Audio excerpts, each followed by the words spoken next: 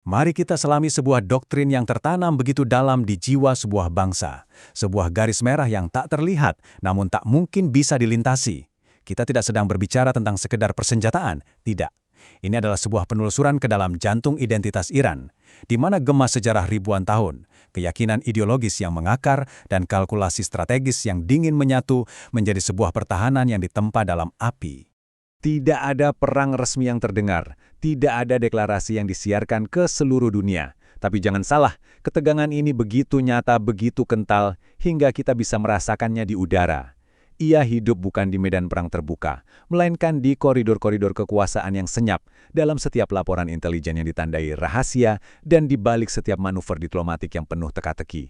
Ini adalah perang bayangan, sebuah duel kehendak yang apinya terus menyala tepat di bawah permukaan geopolitik global.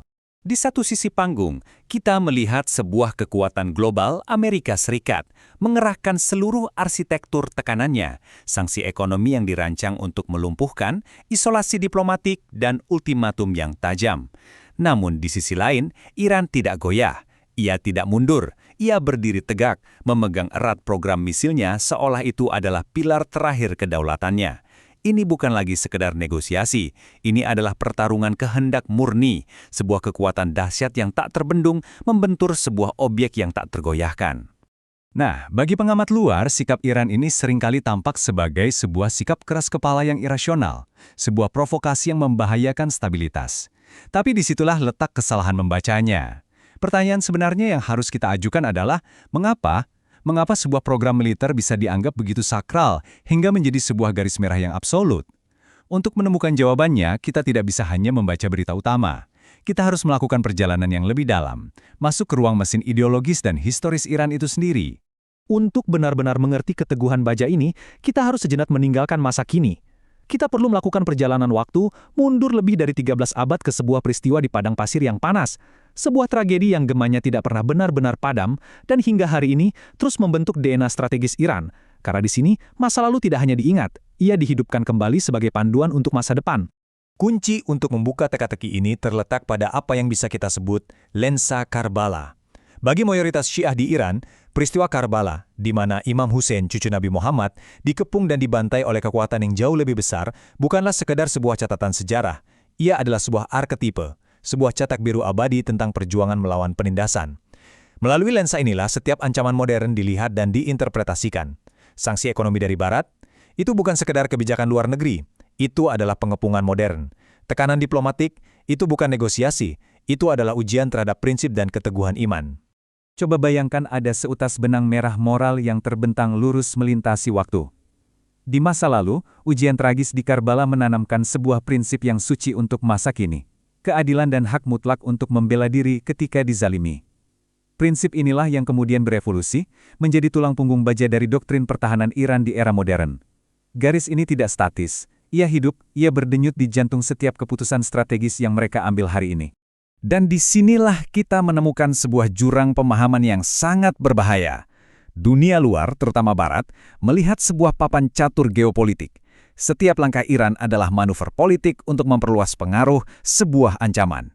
Tapi di Teheran, mereka tidak melihat papan catur, mereka melihat sebuah panggung ujian.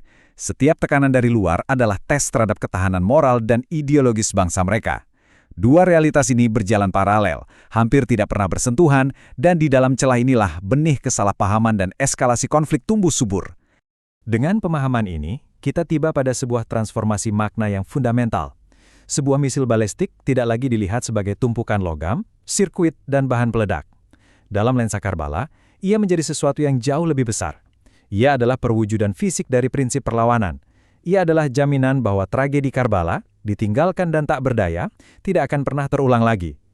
Misil adalah instrumen moral, sebuah pernyataan eksistensial bahwa mereka ada, mereka berdaulat, dan mereka tidak akan tunduk. Tapi, sebuah kesalahan besar jika kita berpikir bahwa semua ini hanyalah tentang keyakinan buta. Iran adalah pemain yang sangat rasional di panggung dunia. Di balik jiwa ideologis yang berapi-api, ada sebuah otak strategis yang bekerja dengan kalkulasi yang sangat dingin dan presisi. Disinilah kita akan melihat sebuah perpaduan yang memukau, di mana keyakinan yang mengakar kuat justru bertemu dan memperkuat perhitungan rasional. Lihat bagaimana Iran beroperasi di dua level secara simultan. Di satu sisi ada pilar ideologisnya, mandat moral dari sejarah, kewajiban melindungi nilai-nilai revolusi, bahkan kesiapan eskatologis untuk masa depan. Ini adalah mengapanya. Tapi di sisi lain, ada kalkulasi rasional yang sangat pragmatis. Diplomasi, tentu saja. Negosiasi selalu menjadi pilihan. Misil mereka bukan hanya untuk perang, tapi juga sebagai daya tawar strategis yang sangat kuat di meja perundingan. Mereka terus-menerus mengukur keseimbangan kekuatan nyata di kawasan. Ini bukanlah fanatisme, ini adalah pragmatisme yang berakar dalam pada keyakinan. Jadi, apa sebenarnya fungsi praktis misil dalam kalkulasi dingin ini? Sederhana saja, misil adalah polis asuransi strategis mereka. Mengingat angkatan udara konvensional mereka tertinggal dari para pesaingnya, misil menjadi penyeimbang. Ia adalah jaminan mutlak bahwa Iran tidak akan pernah datang ke meja perundingan dari posisi lemah, tidak akan pernah bernegosiasi sambil berlutut. Misil adalah pemberat yang memastikan keseimbangan di neraca diplomasi. Dan kemudian, ada lapisan terdalam yang paling jarang dipahami oleh dunia luar, dimensi eskatologis. Dalam teologi Syiah, ada penantian akan kedatangan Imam Mahdi, sosok penyelamat di akhir zaman. Dari perspektif ini, membangun kekuatan militer hari ini bukan hanya untuk menghadapi ancaman saat ini. Ia adalah sebuah persiapan suci, sebuah kewajiban untuk membangun benteng yang cukup kuat untuk menjadi penyokong keadilan global saat hari itu tiba. Ini mengubah kalkulasi pertahanan dari sekedar bertahan hidup menjadi sebuah misi peradaban jangka panjang. Sekarang, mari kita lihat apa yang terjadi ketika logika internal yang berlapis-lapis ini diproyeksikan ke panggung dunia. Seringkali, sinyal yang dikirim dari Teheran seperti pesan dalam botol yang ditulis dengan bahasa yang tidak dimengerti oleh penemunya. Pesan yang dikirim dan pesan yang diterima seringkali sama sekali berbeda, menciptakan kesenjangan persepsi yang sangat berbahaya. Di ibu kota negara-negara barat atau di Timur Tengah, sikap Iran yang tak tergoyahkan sering diterjemahkan sebagai satu hal, agresi. Sebagai sikap keras kepala yang mengancam.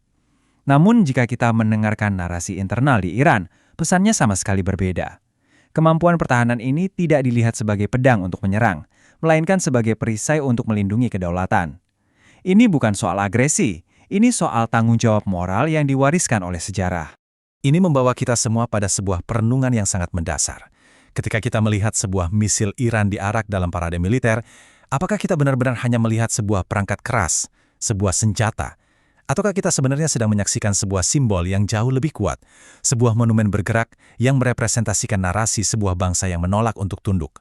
Maka, jika kita menerjemahkan bahasa simbolis ini, sinyal yang dikirim Iran ke seluruh dunia sebenarnya sangat jernih dan konsisten. Pesannya adalah, ini, kami akan berdialog, pintu negosiasi selalu terbuka. Namun, ada satu hal yang tidak akan pernah ada di atas meja perundingan, yaitu simbol-simbol kedaulatan kami, kemampuan kami untuk membela diri. Itu tidak bisa ditawar. Kini, saatnya kita menarik semua benang analisis ini ke satu titik pusat, ke kesimpulan yang tak terhindarkan. Kita akan memahami mengapa garis merah ini bersifat permanen. Karena kita tidak lagi berbicara tentang sebuah kebijakan luar negeri yang bisa diubah, kita berbicara tentang sebuah identitas nasional yang tidak bisa dinegosiasikan. Formula yang kita lihat ini adalah inti dari segalanya. Garis merah Iran bukanlah sebuah keputusan politik sesaat. Ia adalah sebuah fusi, sebuah peleburan dari 3 elemen fundamental.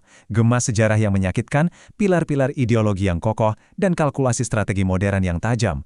Ketiganya menyatu menjadi sebuah alloy yang mustahil untuk dipisahkan. Anda tidak bisa mengambil satu elemen tanpa menghancurkan keseluruhannya.